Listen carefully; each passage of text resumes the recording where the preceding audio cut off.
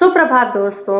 नव वर्ष की पावन बेला में है यही शुभ संदेश, हर दिन आए आपके जीवन में लेकर खुशियां विशेष। मैं वंदनी आप सभी का स्वागत करती हूं अपने YouTube चैनल संस्कृति संस्कृति में। श्री हरि नारायण के विभिन्न अवतार, विभिन्न लीलाएं हैं और उन्हीं में से एक है वामन अवतार, उनका 5वां अवतार।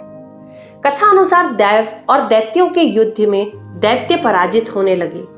पराजित दैत्य मृत एवं आहतों को लेकर अस्तांचल चले गए और दूसरी ओर दैत्यराज बलि इंद्र के वज्र से मृत हो गए। तब दैत्य गुरु शुक्राचार्य अपनी मृत संजीवनी विद्या से बलि एवं दूसरे दैत्यों को जीवित एवं स्वस्थ कर देते हैं। राजा बलि के लिए शुक्राचार्य जी एक यज्ञ का आयोजन करते हैं तथा अग्नि से दिव्य रथ, बाण, अभेद कवच आदि शक्तियां प्राप्त करते हैं, जिनसे कि असुरों की शक्तियां वृद्ध हो जाती हैं और असुर सेना अमरावती पर आक्रमण करने लगती है। जब इंद्र को राजा बलि की इच्छा का ज्ञान होता है और जब राजा बलि इस यज्ञ को पूरे करने के बाद स्वर्ग को प्राप्त कर लेगा, ऐसा वे ज्ञान प्राप्त करते हैं, तब इंद्र भगवान विष्णु की शरण में जाते हैं। भगवान विष्णु उनकी सहायता का आश्वासन देते हैं और वामन रूप में ऋषि कश्यप एवं अदिति के गर्भ से उत्पन्न होने का वचन देते हैं। दैत्यराज बलि द्वारा देवों के पराभव के बाद कश्यप जी के कहने से माता अदिति पयोव्रत का अनुष्ठान करती हैं, जो पुत्र प्राप्ति के लिए किया जाता है। और तब भाद्रपद मास की शुक्ल पक्ष की द्वादशी के दिन माता अदिति के गर्भ से प्रकट होते हैं ब्रह्मचारी ब्राह्मण के रूप में भगवान श्री हरि। महर्षि कश्यप अन्य ऋषियों के साथ उनका उपनयन संस्कार करते हैं। वामन बटुक को महर्षि पुलह यज्ञोपवीत, अगस्त्य मृगचर्म, मरीच पलाशदंड, आंगिरस वस्त्र, सूर्य छत्र, भृगु खड़ाऊ, गुरुदेव जनेऊ तथा कमंडलो, अदिति कोपिन, सरस्वती रुद्राक्षमाला, कुबेर भिक्षा पात्र प्रदान करते हैं।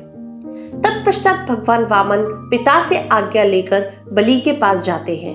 उस समय राजा बलि नर्मदा के उत्तर तट पर अंतिम यज्ञ कर रहे होते हैं। वामन अवतारी श्री हरि राजा बलि के यहाँ भिक्षा मांगने पहुंचते हैं। ब्राह्मण बने श्री विष्णु भिक्षा में 3 पग भूमि मांगते हैं। राजा बलि दैत्य गुरु शुक्राचार्य के मना करने पर भी अपने वचन पर अडिग होते हुए श्री विष्णु को 3 पग भूमि देने का वचन कर देते हैं। वामन रूप में भगवान एक पग में स्वर्ग आदि लोकों को और दूसरे पग में धरती को नाप लेते हैं। जब तीसरा पग रखने के लिए कोई स्थान शेष नहीं रहता, तब बलि के सामने संकट उत्पन्न हो जाता है। ऐसे में राजा बलि यदि अपने दिए हुए वचन को न निभाएं तो वे अधर्मी कहलाएंगे। इसीलिए बलि अपना सिर भगवान के आगे कर देते हैं और कहते हैं, तीसरे पग आप मेरे सिर पर रख लीजिए। वामन भगवान ने ठीक वैसा ही किया और बलि को पाताल लोक में रहने के लिए आदेश दिया। बलि ने सहर्ष भगवद आज्ञा को शिरोधार्य किया। बलि के द्वारा वचन पालन करने पर भगवान श्री विष्णु अत्यंत प्रसन्न हुए और दैत्यराज बलि को वर मांगने के लिए कहा। बलि ने भगवान को अपने सामने दिन रात रहने का वचन मांग लिया। श्री विष्णु ने अपने वचन का पालन किया और पाताल लोक में राजा बलि के द्वारपाल बनकर रहना स्वीकार किया। जब भगवान विष्णु बहुत लंबे समय तक वैकुंठ वापस नहीं आए, तब माता लक्ष्मी चिंतित हो गई और उन्हें ज्ञात हुआ भगवान के वचन का।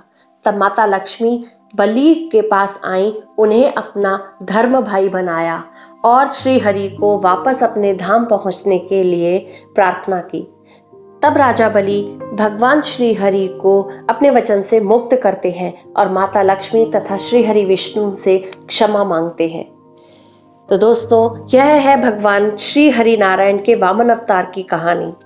यदि ईश्वर अपने वचन से वशीभूत होकर आपके साथ कुछ गलत करते भी हैं, तो निश्चय ही बाद में आपका साथ देते भी हैं।